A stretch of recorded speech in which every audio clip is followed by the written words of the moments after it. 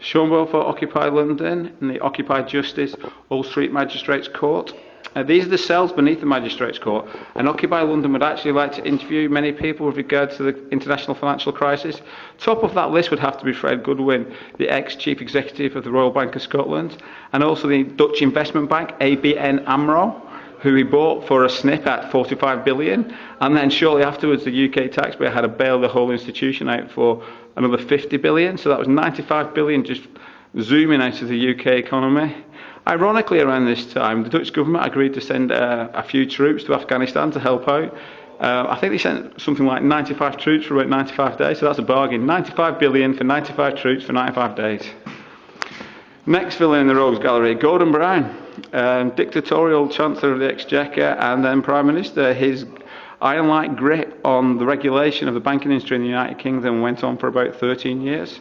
He's famously for saying a regulation with a light touch. Occupy London would like to interview him to know exactly what he meant by that. To me, regulation with a light touch means inadequate regulation, which led to this total financial meltdown we're experiencing. His buddy and cohort, Tony Blair, who led the UK into a war against Iraq and then subsequently received a non-executive directorship role with Morgan Stanley for $1 million for 12 days work a year. And that was to oversee and help out with the setting up of a new banking system within Iraq. So that's good money if you can get it.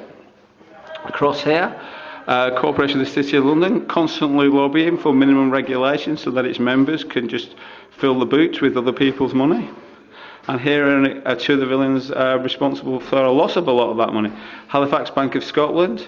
I don't know if you noticed the link. Bank of Scotland, Royal Bank of Scotland, Scottish egomaniac in charge of regulation. A bit further down the chain, the Financial Services Authority were meant to regulate these banks, however they were prevented doing so from the Bank of England, the Mervyn King, following Gordon Brown's orders, Mervyn King being the head of the Bank of England during the crisis and still to this day. Moving along, Michael Bloomberg, the Mayor of New York City, would like to ask him about why the police were sent in to clear out the protesters of Occupy Wall Street. George W. Bush, in charge of the US economy, not the UK, for 8 years in the build-up to the financial crisis.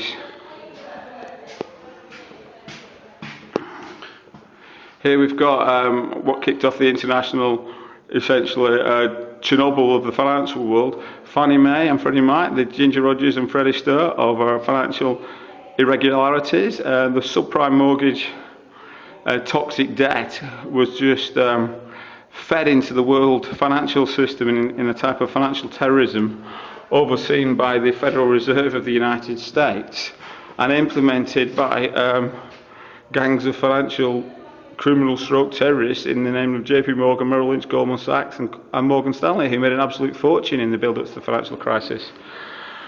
Right up to the present day, though, the transaction tax blockers, essentially the UK gang of four: Ed Balls from the Labour Party, Vince Cable from the Liberals, Boris Johnson, the Conservative Mayor of London, and George Osborne, the Conservative Chancellor of the Exchequer, are all blocking European Union moves to introduce a transaction tax across all banking transactions. They're doing that because they're under the control of the Corporation of London, one of their fellow suspects.